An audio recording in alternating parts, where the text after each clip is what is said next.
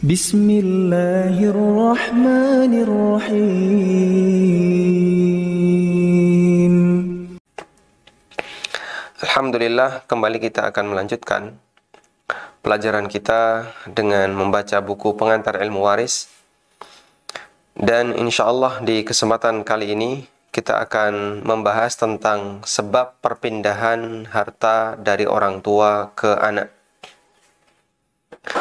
Yang perlu kita pahami bahwa harta yang dimiliki oleh orang tua tidak otomatis langsung dimiliki oleh anak. Sebagaimana harta yang dimiliki oleh suami tidak otomatis dimiliki oleh istri. Karena Allah Subhanahu wa ta'ala menghargai adanya hak kepemilikan.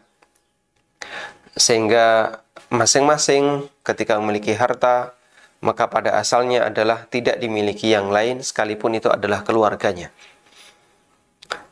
Kecuali yang telah mendapatkan legalitas dari syariat, seperti misalnya harta anak, di mana orang tua berhak untuk mengambilnya. Karena di posisi ini orang tua boleh atas izin Nabi Sallallahu Alaihi Wasallam. Demikian pula ketika seorang istri tidak mendapatkan nafkah dari orang tuanya atau dari suaminya, maka istri boleh mengambil sesuai dengan kebutuhannya bil ma'ruf, dengan standar sesuai dengan uruf yang berlaku, dengan kondisi yang normal, sebagaimana yang pernah dilakukan oleh Hindun ketika beliau kekurangan nafkah. Kemudian Nabi SAW izinkan untuk mengambil harta dari suaminya, yaitu Abu Sufyan, secara diam-diam. Kemudian selanjutnya jamaah yang dimuliakan Allah Ta'ala, para ulama mengatakan bahwa siapa yang mengambil harta orang tuanya tanpa diketahui oleh orang tuanya atau tidak diridai oleh orang tuanya, maka di sana ada dua keadaan. Anak yang dia berkecukupan, lalu dia mengambil harta orang tuanya tanpa diketahui dan tidak atas ridho orang tuanya, maka itu pelanggaran. Jika tidak diketahui orang tuanya, maka itu masuk kategori pencurian. Dan jika itu diketahui oleh orang tuanya, tapi orang tuanya nggak ridho, maka itu termasuk kategori ghasab. Dan itu masuk dalam perbuatan durhaka kepada orang tua. Tapi kalau orang tua tahu dan orang tua ridho, maka tidak ada masalah. Baik. Namun kalau anak itu kekurangan, dia tidak bisa bekerja karena sibuk belajar, atau dia tidak bisa mendapatkan penghasilan karena kondisi tertentu, maka dia diperbolehkan untuk mengambil harta dari orang tuanya bil ma'ruf, sesuai dengan standar uruf yang berlaku. Sebagaimana Hindun yang tadi kita ceritakan, dia mendapatkan nafkah dari Abu Sufyan, suaminya, dengan nilai yang kurang. Tidak mencukupi untuk dirinya dan anak-anaknya. Lalu Hindun melaporkan hal ini kepada Nabi Sallallahu Alaihi Wasallam. Kemudian Nabi Sallallahu Alaihi Wasallam mengatakan, "Khudhu min malihi ma yakfiki wa waladiki bil ma'ruf." Silakan kau ambil hartanya Abu Sufyan, ya, yang mencukupi untuk dirimu dan keluargamu bil ma'ruf, dengan standar yang sesuai dengan uruf. Artinya standar yang mencukupi untuk kebutuhan dirimu dan keluargamu. Selanjutnya, pada asalnya anak tidak berhak untuk memiliki harta orang tuanya kecuali karena sebab yang diterapkan oleh syariat, yang ditetapkan oleh syariat. Dan sebab yang ditetapkan oleh syariat itu ada tiga. Ada tiga sebab terjadinya perpindahan harta dari orang tua ke anak. Kita akan sebutkan. Yang pertama adalah anak berhak mendapatkan harta dari orang tua sebagai nafkah. Dan ini merupakan kewajiban orang tua. Kemudian hak anak untuk mendapatkan nafkah dibatasi sampai waktu tertentu. Sampai waktu tertentu itu kapan? Kami sebutkan di footnote. Batas waktu ortu wajib memberikan nafkah bagi anak adalah untuk anak lelaki sampai dia bisa bekerja. Sedangkan untuk anak perempuan sampai dia menikah. Sehingga nanti nafkahnya ditanggung oleh suaminya. Allah Subhanahu wa taala berfirman, "Fa in arda'na lakum fa'atuhunna ujurahunna." Jika istri kalian yang sudah ditalak menyusui anak kalian, fa'atuhunna ujurahun, maka berikanlah upah untuk mereka. Ayat ini berbicara tentang anak yang diasuh oleh ibunya, yang sudah diceraikan oleh ayahnya. Misalnya Budi dan Wati menikah. Ketika Wati melahirkan anak pertama, terjadi perceraian. Seusai masa iddah, sang anak diasuh dan disusui oleh Wati. Meskipun bayi ini juga anaknya Wati, namun tanggung jawab nafkah tetap menjadi kewajiban Budi sebagai ayah sang bayi. Sehingga Allah wajibkan bagi sang ayah, yaitu Budi, untuk memberikan upah kepada Wati karena telah merawat dan menyusui anaknya. Padahal kita tahu Wati ketika merawat dan menyusui anak ini, itu anaknya sendiri. Tapi karena Budi punya tanggung jawab, Allah Subhanahu wa taala bebankan tanggung jawab itu ke Budi, di mana Budi berkewajiban untuk memberikan nafkah sebagai ganti perawatan yang diberikan oleh Wati, padahal itu perawatan kepada anaknya sendiri. Sehingga ayat ini menunjukkan bahwa kebutuhan bayi menjadi tanggung jawab bapaknya, meskipun dia dirawat oleh ibunya yang sudah diceraikan oleh bapaknya. Apalagi jika dirawat oleh orang lain. Apalagi jika ditaruh di pesantren, apalagi jika anak itu dirawat sendiri oleh ayahnya. Sehingga tentu sang ayah berkewajiban untuk bertanggung jawab terhadap anaknya. Ibnul Mundhir mengatakan, wa ajma'a kullu man nahfadhu anhu min ahli ilmi. Para ulama yang kami ketahui, mereka sepakat ala anna 'ala al-mar'i nafaqatu auladihi, bahwa kewajiban seorang lelaki adalah memberikan nafkah kepada anak-anaknya, al-atfal, yang masih kecil-kecil, alladzina la ma'ala lahum, yang mereka tidak punya harta, wali anna waladal insani ba'duhu, di samping itu yang namanya anak adalah bagian dari orang tua, karena dia adalah keturunan dari orang tua. Baik. Selanjutnya mengenai besaran nafkah.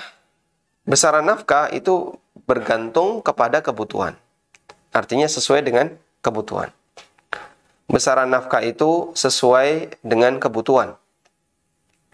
Sehingga bisa jadi nafkah untuk salah satu anak berbeda dengan nafkah untuk anak yang lain, karena tingkat kebutuhannya berbeda. Dan kaidah penting yang perlu kita perhatikan, nafkah tidak mengurangi hak warisan. Kita ulang ya. Nafkah tidak mengurangi hak warisan. Baik. Sehingga dari nafkah ini kita punya 3 catatan. Pertama, nafkah itu kewajiban orang tua kepada anak. Yang kedua, besar kecilnya nafkah mengikuti kebutuhan. Sehingga bisa jadi ada anak yang butuh nafkah lebih banyak dibandingkan anak yang lain. Yang ketiga, nafkah tidak mengurangi jatah warisan. Kalau mau kita tambahkan yang keempat, kewajiban nafkah orang tua kepada anak itu dibatasi kondisi tertentu. Untuk anak laki-laki sampai dia bisa bekerja, sedangkan untuk anak perempuan sampai dia menikah. Baik. Selanjutnya, kita akan beralih ke sebab perpindahan harta yang kedua, yaitu hibah atau hadiah.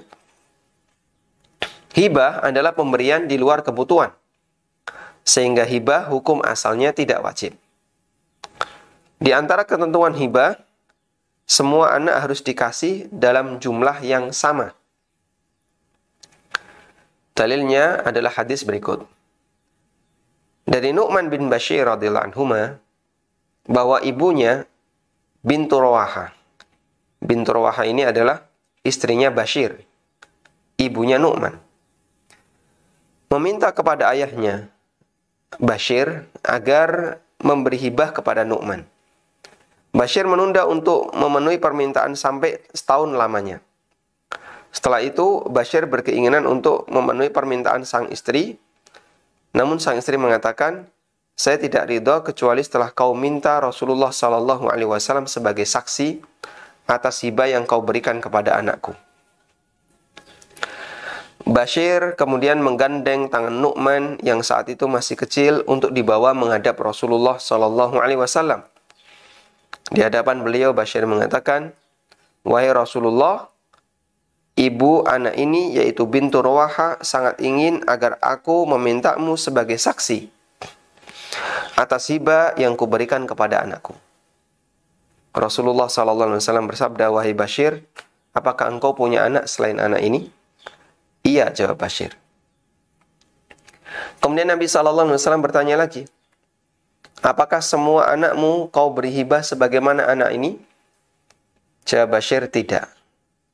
Lalu Rasulullah SAW bersabda, fala tushhidni idzan fa inni la ashhadu ala jawrin. Kalau begitu jangan kau jadikan aku sebagai saksi. Fa inni la ashhadu ala jawrin, karena saya tidak mau jadi saksi untuk tindakan kezaliman. Anda garis bawahi bagian ini.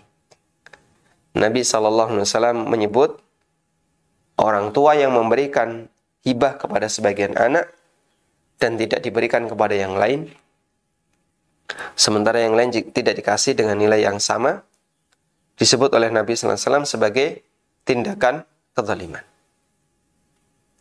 Tayyib, hadisnya riwayat Bukhari Muslim. Karena itulah jamaah, ketika sang anak satu dikasih, maka anak yang lain harus dikasih.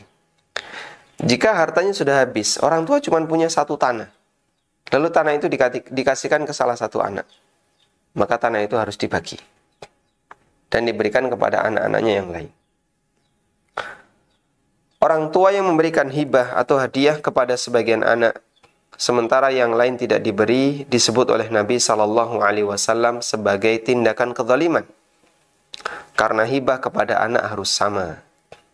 Hadis ini menunjukkan dalam hibah, baik anak lelaki maupun perempuan, mereka disamakan besarnya.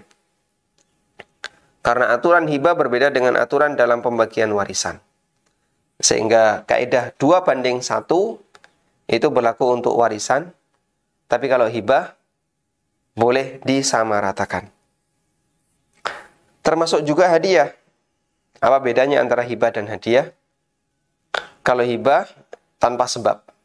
Kalau hadiah biasanya ada sebab. Misalnya karena menikah, atau lulus kuliah, atau punya prestasi yang lain, atau faktor yang lainnya, misalnya membantu orang tua. Termasuk juga hadiah. Dia harus memberikan secara merata. Jika anak pertama diberi hadiah motor ketika menikah, maka anak yang kelima, yang masih TK, juga harus diberi hadiah yang sama ketika nanti dia menikah.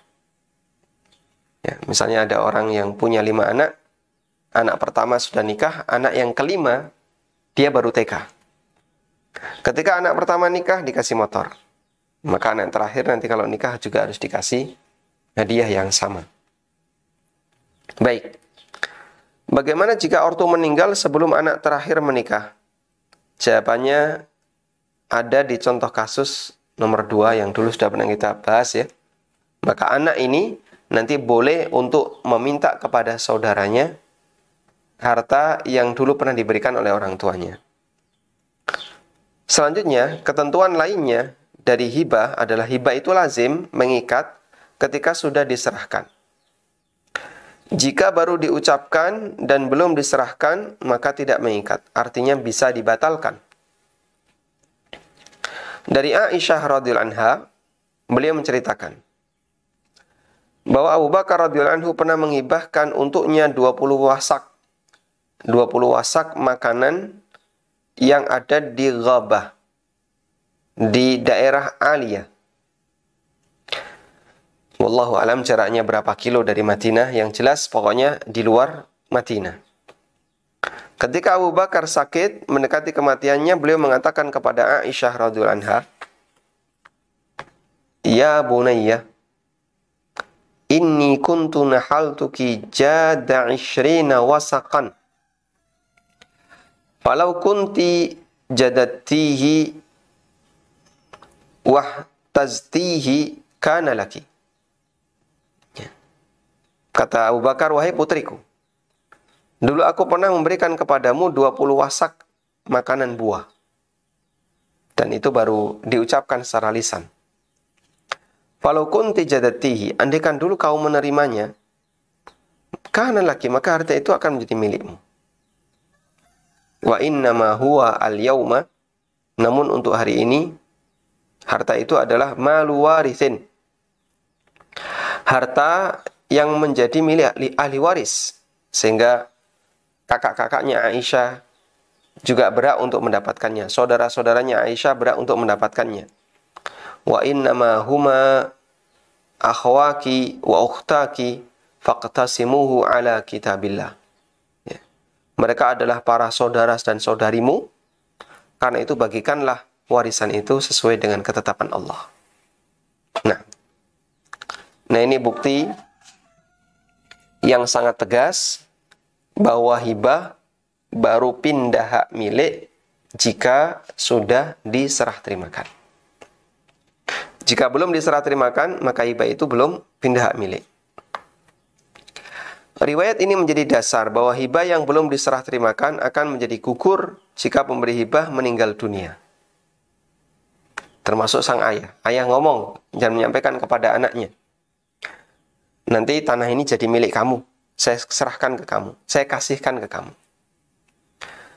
Tapi selama sang ayah hidup, nggak pernah ada peralihan hak milik, tidak pernah ada serah terima, tidak pernah ada serah terima, tidak pernah ada apa-apa.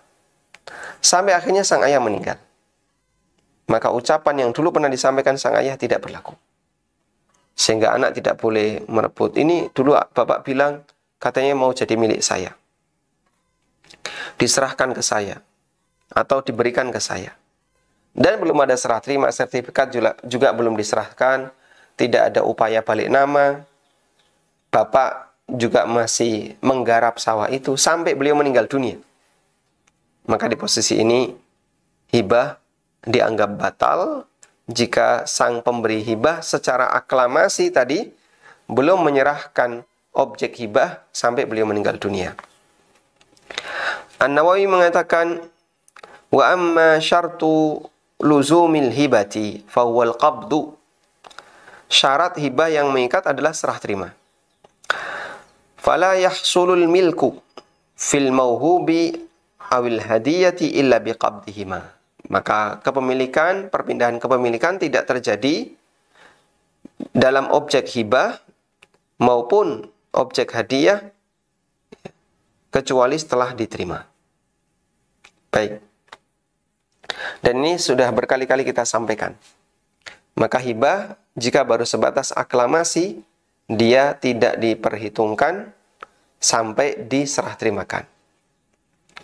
Ketentuan lainnya adalah hibah hanya boleh dilakukan ketika sang pemberi hibah dalam keadaan sehat. Kalau sudah sakit-sakitan menjelang kematian, maka itu dihukumi wasiat. Sehingga kalau sang ayah menjelang kematiannya, menjelang wafatnya, lalu dia menyampaikan kepada anak-anaknya dikumpulkan, "Nanti tanah ini jadi milik kamu, nanti sawah ini jadi milik kamu, nanti rumah ini jadi milik kamu." Dan dia selalu mengatakan nanti. Nanti itu maksudnya apa? Setelah sang bapak meninggal. Berarti itu dihukumi apa? Wasiat. Dan wasiat yang diberikan kepada ahli waris batal. Dibatalkan oleh Rasulullah SAW. Fala wasiyata li warithin. Tidak boleh ada wasiat bagi ahli waris.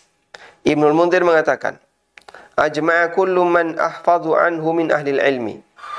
Ulama yang aku ketahui mereka sepakat, "Anna hukmal hibati fil maradi alladhi yamutu fihi al-wahib hukmal wasaya." Bahwa hibah yang diberikan ketika kondisi sakit menjelang kematian al-wahib hukumnya sama dengan wasiat. Hadza madhabul Madini wasyafi'i wal Kufi.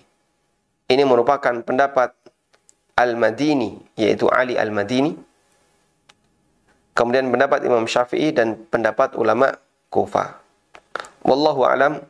Al-Madini di sini apakah penduduk Madinah ataukah Ali Al-Madini? Tapi di sini saya tuliskan Ali Al-Madini, salah satu ulama ahli hadis yang menjadi gurunya Imam Bukhari. Wallahu alam.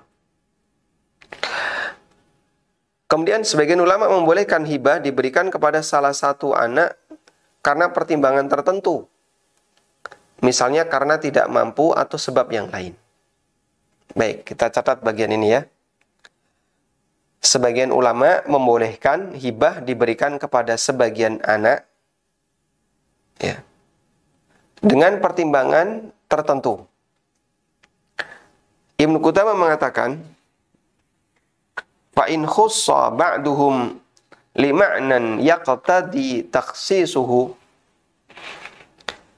mithlu ikhtisasihi bihajatin aw zamanah aw aman aw kathrata a'ilatin aw istighalahu bil ilmi aw nahwi dhalika minal fadail faqad ruwiya an Ahmada ma yadullu ala jawazi dhalika.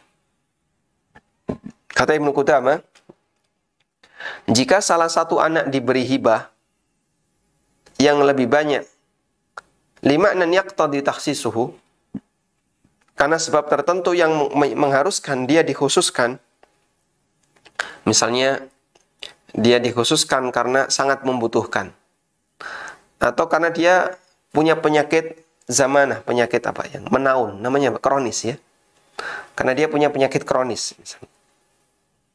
Atau karena dia buta, atau karena dia memiliki anak yang banyak ya.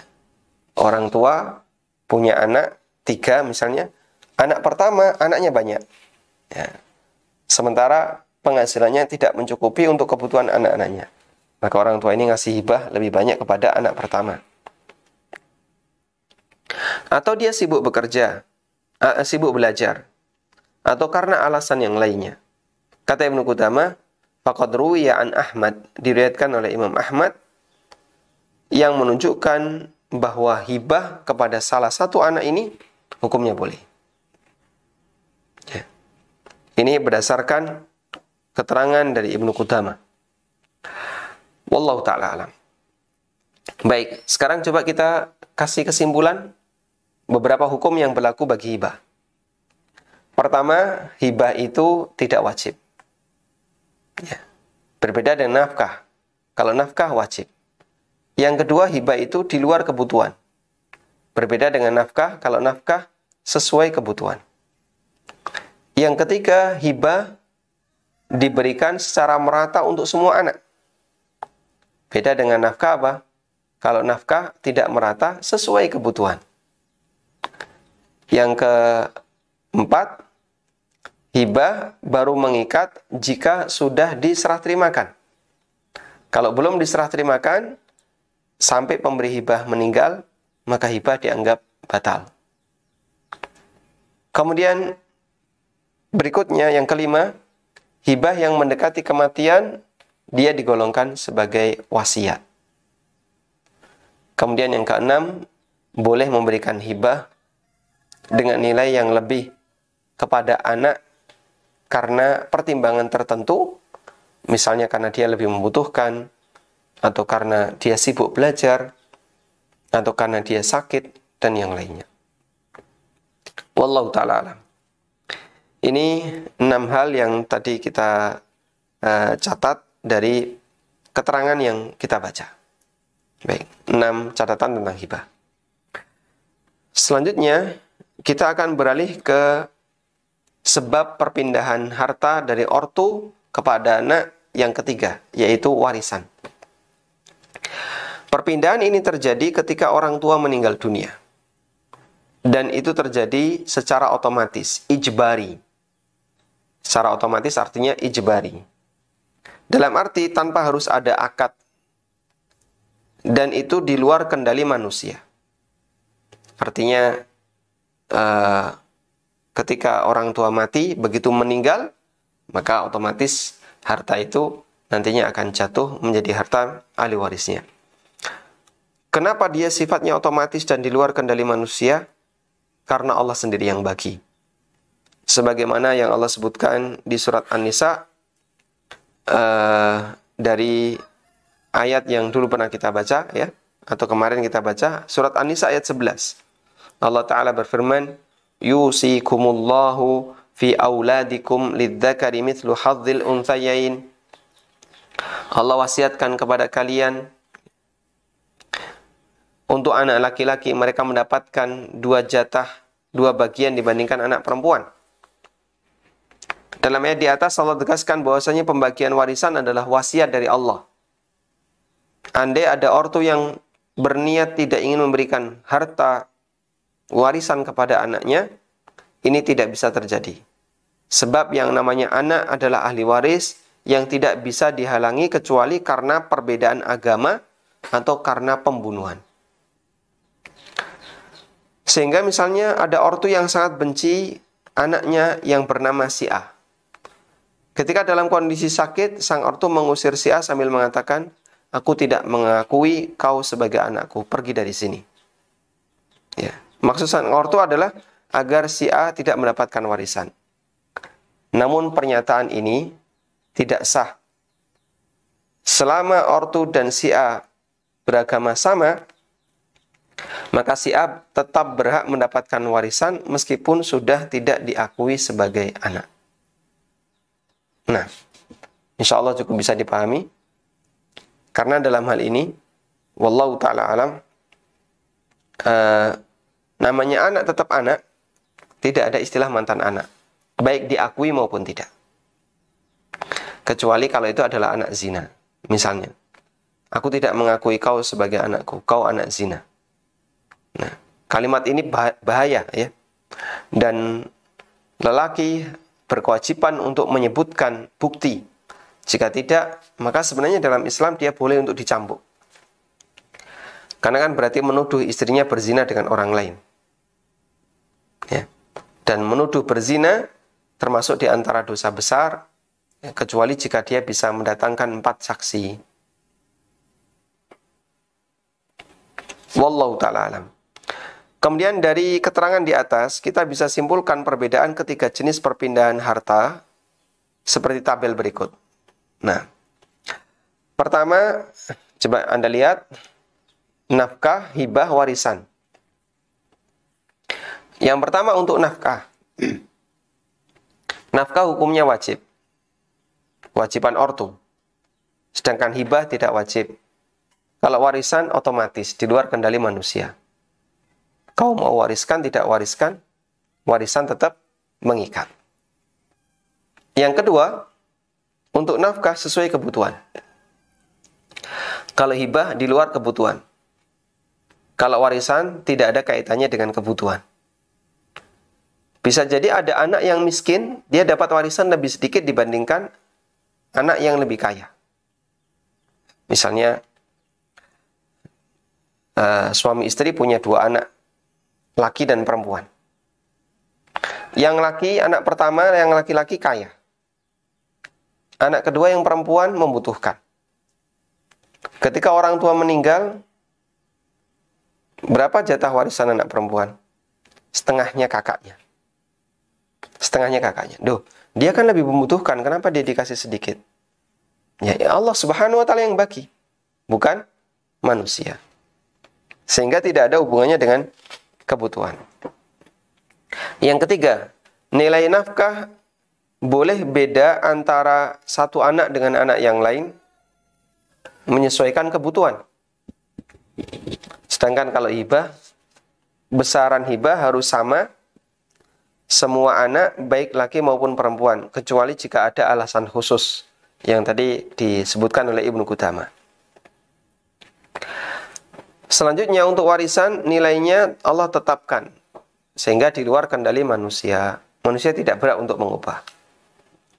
Yang keempat, nafkah habis pakai ketika masih hidup karena menyesuaikan kebutuhan. Ya. Sedangkan hibah harus diserahkan ketika masih hidup dan dalam kondisi sehat. Hibah harus diserahkan ketika masih hidup dan dalam kondisi sehat. Jadi nafkah, begitu pemberi nafkah itu masih hidup, penerima nafkah juga masih hidup, maka ketika dia sudah dikasih, habis pakai, selesai. Artinya apa, Pak? Artinya tidak boleh bagi yang lain untuk nuntut jika yang lain tidak dikasih nafkah dengan nilai yang sama. Misalnya, anak pertama karena beliau belajar, maka dia butuh nafkah lebih banyak. Anak kedua karena kerja, maka nafkahnya tidak lebih banyak. Maka begitu anak pertama ini dikasih biaya untuk mondok dan seterusnya, yang itu nilainya cukup besar, begitu selesai, dia tidak punya kewajiban untuk memberikan atau mengembalikan sebagian kepada anak kedua yang dia tidak dikasih nafkah untuk belajar. Karena dia memang nggak belajar, dia bekerja. Sedangkan warisan hanya ada setelah kematian. Begitu mati, baru warisan itu ada. Walhamdulillahirrabbilalamin. Baik, ini beberapa catatan yang bisa kita berikan terkait masalah nafkah, perbedaan nafkah, hibah, dan warisan. Semoga bisa dipahami dengan baik jamaah. Dan Anda bisa baca-baca ulang di tabel halaman 78, yang itu merupakan kesimpulan dari perbedaan antara nafkah, hibah, dan warisan. Bisa membedakan ini cukup penting, sehingga nanti kita bisa tahu perjalanan pembagian warisan berikutnya, karena dengan itu ada beberapa kasus yang bisa kita selesaikan. Baik, di sini saya sebutkan contoh kasus 4, bahwa nafkah tidak mengurangi warisan. Sebagai contoh, si A memiliki 5 anak dan memiliki 4 petak sawah. Ketika bayi semua anaknya sehat, kecuali anak yang terakhir yang sakit-sakitan. Biaya pengobatan yang dikeluarkan si A sangat banyak, sampai dia menjual 1 petak sawah. Hingga akhirnya anaknya sembuh dan semuanya tumbuh dewasa. Saat si A wafat, sawah yang menjadi harta warisan tinggal 3 petak sawah. Karena yang satu dijual untuk biaya pengobatan anak bungsu. Ketika dilakukan pembagian warisan, ada salah satu anak yang usul bahwa anak yang bungsu tidak dapat warisan, karena jatah 1 petak sawah dari sang ayah telah dijual untuk biaya pengobatannya. Insya Allah dipahami ya. Apakah usulan semacam ini dibenarkan? Jawabannya, usulan ini tidak benar. Kenapa? Karena pengobatan itu bagian dari nafkah. Dan nafkah tidak mengurangi jatah warisan. Si bungsu ini sakit ketika bayi, itu bukan pilihan pribadinya. Itu bukan pilihan dirinya, tapi takdir Allah yang tidak bisa dihindari. Dan ortu berkewajiban untuk memberikan nafkah bagi semua anaknya, termasuk biaya pengobatan. Sehingga 3 petak sawah yang merupakan harta warisan si A wajib dibagi ke semua anaknya, termasuk yang bungsu, sesuai dengan aturan warisan yang berlaku. Karena di sini tidak ada keterangan mana yang laki, mana perempuan, tapi ketika ayahnya meninggal, maka harta warisannya dibagi kepada seluruh anaknya sesuai dengan ketentuan yang berlaku. Wallahu a'lam. Baik. Kemudian kita akan lanjutkan contoh kasus yang kelima. Hadiah untuk anak harus sama. Jika orang tua memberi hadiah motor saat pernikahan anak pertama, apakah adik-adiknya juga harus diberi motor ketika menikah? Ya, maka jawabannya adalah, di antara prinsip yang diajarkan syariat adalah adanya keadilan dalam memberikan hadiah dan hibah untuk anak. Dan keadilan di sini maksudnya adalah merata. Dan termasuk di antara pemberian itu adalah hadiah pernikahan. Karena itu jika anak pertama diberi hadiah motor saat menikah, maka anak yang lain yang bisa jadi masih TK juga diberi hadiah yang sama. Dalam Jami'ul Masail terdapat pertanyaan yang ditujukan kepada Syekhul Islam. Fi rajulin a'ta ibnatahu atiyatan wa zawjiha. Thumma ba'da dhalika wulida lahu auladun. Fahal lahu ayyutiyahum mithlaha. Ada orang yang telah memberi hadiah ke putrinya wa zawwajaha dan menikahkannya. Kemudian setelah itu orang ini punya beberapa anak. Apakah orang ini harus memberikan hadiah kepada anak-anaknya seperti yang pernah dia berikan kepada putrinya sebelumnya? Ya, jawab Syekhul Islam, na'am. Lahu ayyu'tiya kulla wahidim mithla ma a'taha. Ya. Dia bisa memberikan hadiah kepada masing-masing anaknya sebagaimana yang pernah dia berikan kepada putrinya. Bal hadza huwa alladhi amara Allahu bihi wa rasuluh. Namun bahkan ini merupakan sesuatu yang diperintahkan oleh Allah dan Rasulnya. Fa innahu qal, karena Nabi SAW pernah bersabda kepada Bashir yang merupakan ayahnya Nu'man, ittaqullaha wa'dilu baina auladikum. Bertakwalah kepada Allah dan bersikaplah adil kepada anak-anak kalian. Wallahu ta'ala alam. Walhamdulillahi rabbil alamin.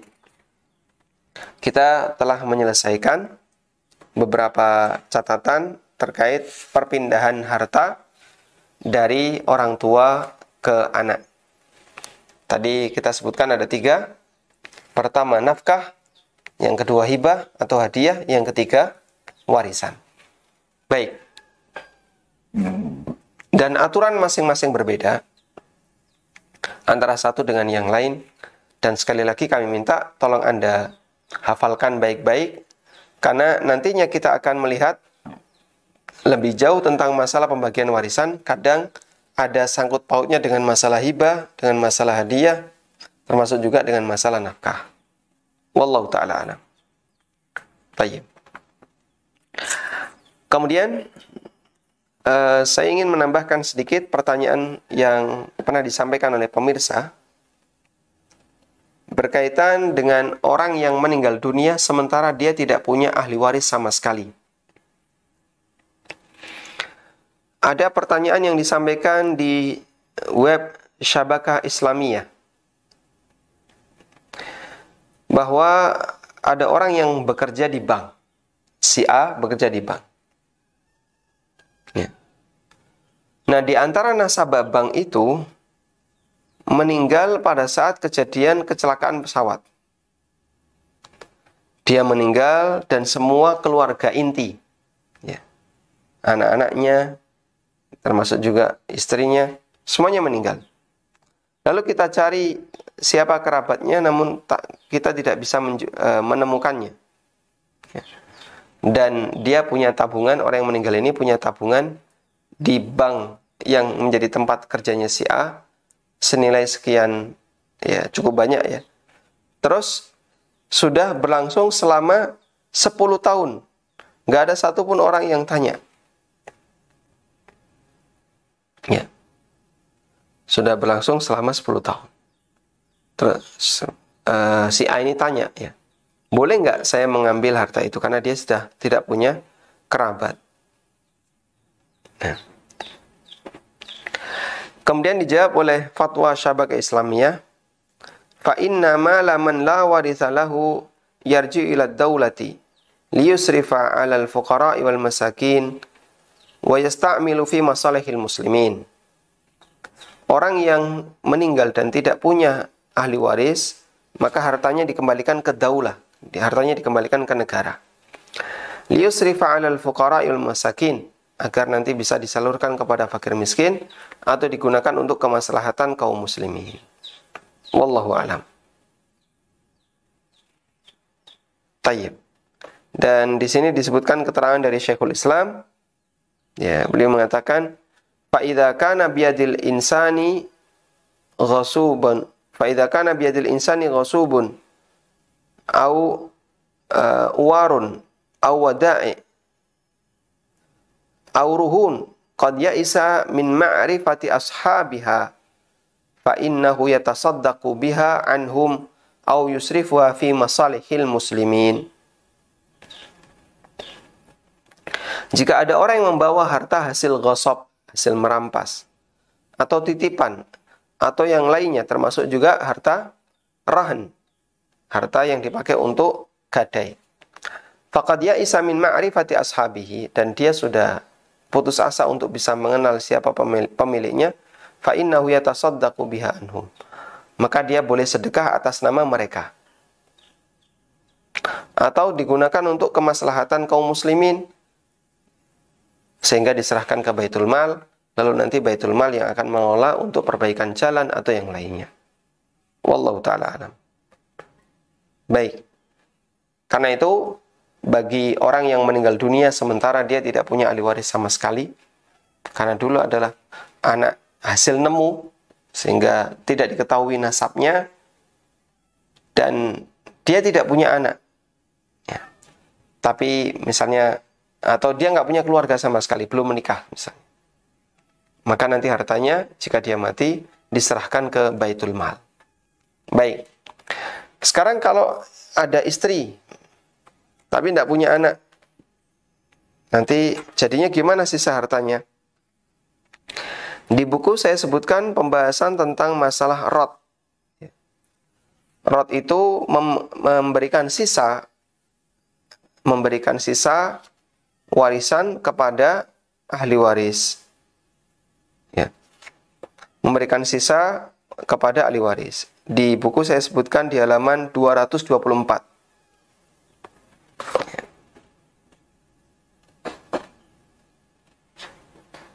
Baik. Bahwasanya rod itu berlaku jika tidak terdapat atau jika terdapat furud, sisa warisan. Yang kedua, tidak dijumpai adanya asobah. Yang ketiga, penerima adalah semua ashabul furud selain suami istri. Jika tidak ada ashabul furud dan masih ada sisa, maka menurut pendapat yang lebih kuat, sisa itu diberikan ke dzawil arham. Kalau tidak ada dzawil arham, gimana? Wallahu ta'ala alam. Dalam sebagian fatwa yang saya sebutkan, di situ dikembalikan kepada suami istri. Ya. Sehingga untuk kasus kemarin, ada orang yang dia, wallahu alam, ya, keluarganya sama sekali tidak dikenal. Karena dulu misalnya dia adalah anak rantau yang hilang, terus menikah dengan wanita setempat, lalu setelah dia bekerja, dapat penghasilan, dapat harta. Nggak punya anak, sampai meninggal dunia. Maka nanti hartanya diserahkan ke istrinya seperempat sebagai jatah warisannya, dan sisanya wallahu ta'ala alam, dia berhak untuk menguasainya sebagai pengembalian dari nilai warisan yang belum habis. Wallahu ta'ala alam. Baik. Selanjutnya saya tambahkan keterangan dari Ibnu Qudamah terkait hukum. Ada pertanyaan, ya. Ada pertanyaan terkait hukum, bolehkah orang itu wakaf namun sifatnya hanya sebagian, dalam arti dia mensyaratkan agar keluarganya tetap mendapatkan jatah.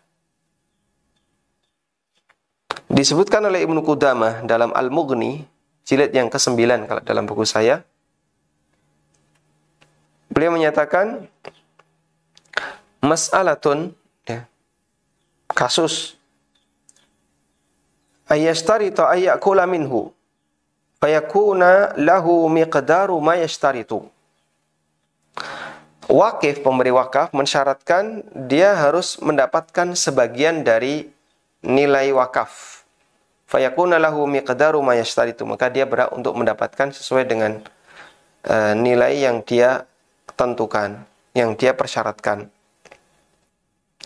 Contohnya, annal waqifa idza ishtarata fil waqfi ayyunfiqa minhu ala nafsi sahhal waqfu wasyartu. Jika ada orang yang memberi wakaf tapi dia minta syarat bahwa ayyunfiqa minhu ala nafsi, nanti hasil dari objek wakaf ini saya akan berikan sebagai nafkah untuk diri saya dan keluarga saya, sahhal waqfu wasyartu, maka wakafnya sah, demikian pula syaratnya sah. Nassa alaihi Ahmad, ini pernah ditegaskan oleh Imam Ahmad. Qala al-Athram pernah mengatakan, qila li Abi Abdillah, Imam Ahmad pernah ditanya, yashtaritu fil waqfi anni unfiqu ala nafsi wa ahli minhu. Jika saya mau wakaf tapi saya menetapkan syaratnya yang ditetapkan adalah saya minta nanti dari sebagian hasil objek wakaf ini untuk diri saya dan keluarga saya. Qala na'am, kata Imam Ahmad, silahkan. Lalu beliau menyebutkan dalil dari Ibnu Uyainah, dari Ibnu Tawus, dari ayahnya, dari Hujr al-Madari, anna fi sadaqati Rasulillah sallallahu alaihi wasallam ayyakula minha ahluhu bil ma'rufi ghairil munkar. Tentang sedekah Rasulullah sallallahu alaihi wasallam, ya, ayyakula minha ahluhu bil ma'ruf ghairil munkar. Keluarga beliau boleh memakannya bil ma'ruf dengan cara yang wajar, ghairil munkar tanpa diingkari. Wallahu a'lam. Sehingga kesimpulannya wallahu ta'ala alam. Jadi ini kasusnya ada orang yang mau wakaf swalayan atau wakaf unit usaha, tapi beliau minta tolong nanti keluarga saya, anak-anak saya dikasih jatah 10% dari keuntungannya. Bolehkah seperti itu? Imam Ahmad mengatakan hukumnya diperbolehkan. Wallahu ta'ala alam. Baik, itu sebagai tambahan. Semoga apa yang kita bahas ini bermanfaat. Wassallallahu ala nabiyyina Muhammadin wa ala alihi wa sahbihi wa sallam. Wa akhiru da'wana anil hamdulillahi rabbil alamin.